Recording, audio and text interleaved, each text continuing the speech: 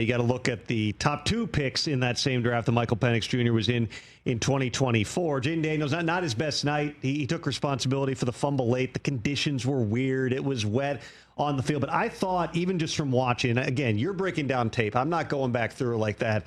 But Caleb's played on national TV a few times now. From what we saw in week one, where he started out playing on time and then everything was kind of the hero ball, off schedule, stretch it. Last night was the most controlled I felt like I had seen from Caleb Williams. And it would appear, at least to me, that Ben Johnson's having a positive effect. What do you think?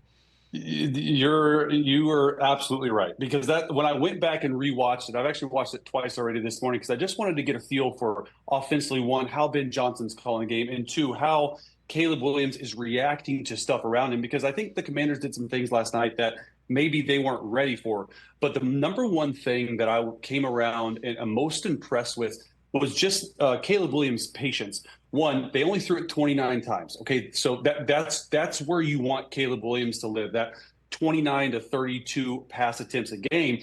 Because what I really thought the Bears did, and this is going to surprise some people in Chicago, but their offensive game plan when it comes to running the football last night was the best I've seen a Chicago Bears team run the football, from schematically outside zone, inside zone, power, hand the ball off to a receiver. Caleb Williams, touchdown run, how they set that up with the under center play action. So there was true balance. 27 rush attempts, 29 pass attempts.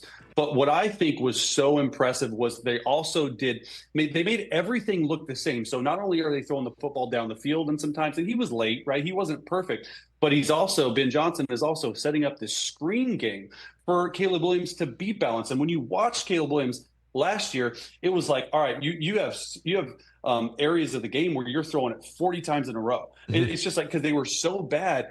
This is what type of coaching Caleb Williams needs. And you're starting to see him sort of come out of his shell and really just calm down. And he's not playing in a hurry. He's playing really patient. He's showing a good accuracy on short and intermediate areas. I mean, look, St. Brown, like number 14, when they were backed up, that could have been a 90-yard touchdown. The ball was dropped. And then you take the elements into effect too. I thought he played really, really well.